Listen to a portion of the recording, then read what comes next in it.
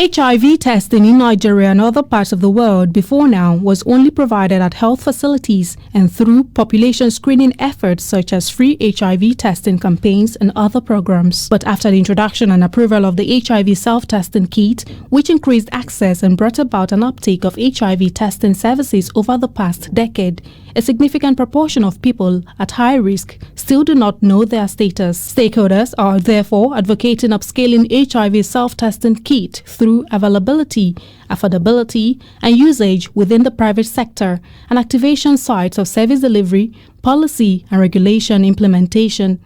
We have more Nigerians seeking healthcare in the private sector, almost 60%.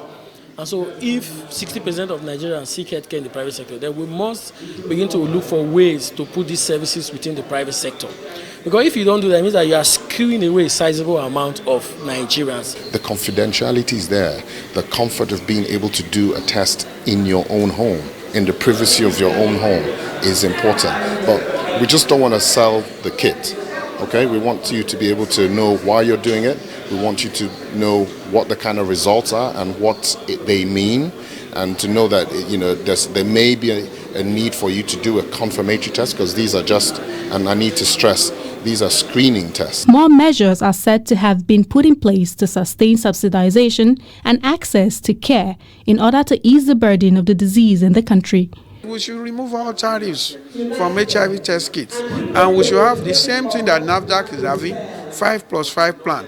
When you register a test kit for the first 5 years, government should give you incentives, no tariff. When you register for another 85 years, no tariff.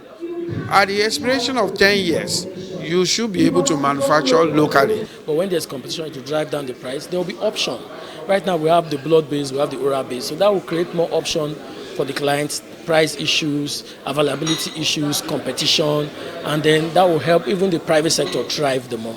One of the things that we are doing in the government of Nigeria is to also push for the state ownership of the programs. And develop policies, whether you want to talk about local production of vaccines, local production of medication, that sort of thing. These are the policy directions that we are, those discussions, they may be in their infancy, but they're stuff that we need to grow.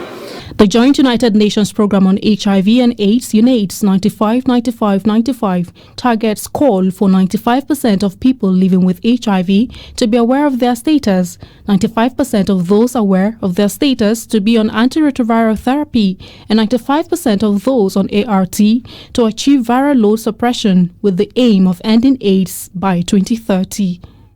Aisha Salihu, Trust TV News, Abuja.